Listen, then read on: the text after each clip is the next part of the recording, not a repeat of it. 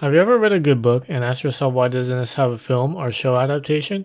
Just like the US novel and film industry, there are many great manga that cannot catch a break when it comes to getting an anime adaptation.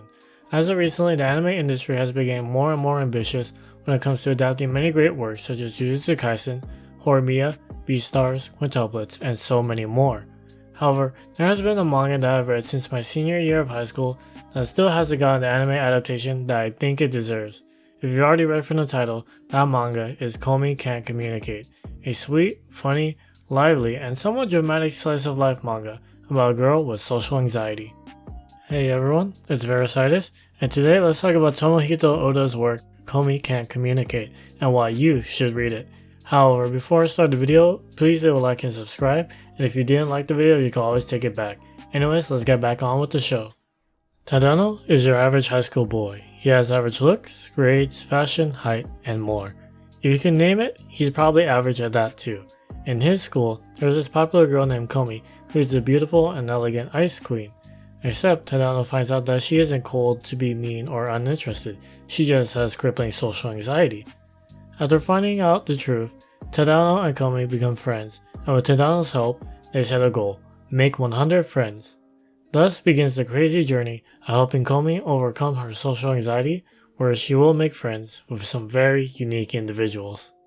A lot of the story of Komi Can't Communicate focuses on the individuals that Komi and Tadano meet. The cast of Komi, especially the side characters, is arguably one of the biggest cast of characters I've ever read in a manga. However, the author did an alright job of making them somewhat memorable. There's Najimi, Shosuke, Hitomi, Katai, Agari, Naruse, Yamai, and a whole clusterfuck of more. So, with a huge cast of characters, how do you make them memorable? Why not give each of them a quirk and exaggerate it to the max and have them interact with the other extreme characters? This gives some very unique interactions that lead to some very funny scenes in the manga. However, I do think the author could have put a little bit more personality in the side characters besides the gags they represent. On another note, the main characters Tadano, Komi, and Manbagi all have their own gags too, but they have full personalities and backgrounds. For the artwork, I'll just get straight to the point. It's simple and goofy.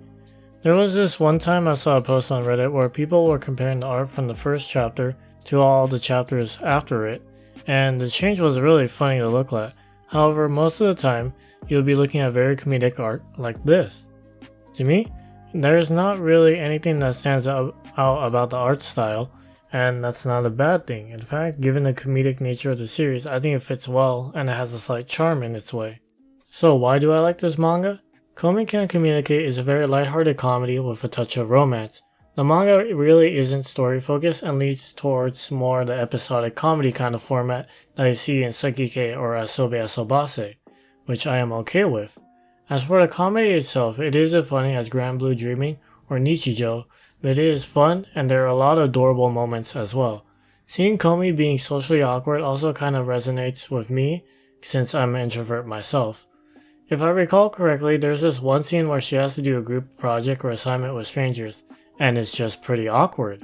If you've ever been in that situation before as an introvert, you can sort of sympathize with the MC, which gives the manga a sort of relatability factor to it. As for the romance itself, I do ship Tadano with Komi together since I do find their relationship cute and wholesome. However, with the manga being more comedy focused, that romantic subplot pretty much gets overshadowed. In summary, Komi Can't Communicate is a solid manga that I think deserves a proper anime adaptation. The manga is very lighthearted, fun, and cute. Seeing Komi and Tadano meet new people and become friends with them is so funny and wholesome. At the same time, watching them get close together as a pair, you can't help but ship them. Although there is not really a full story, I think that the good points that I previously listed more than make up for it. It's just a very good casual read, and if it were an anime, I think it would do really well because of its casualness.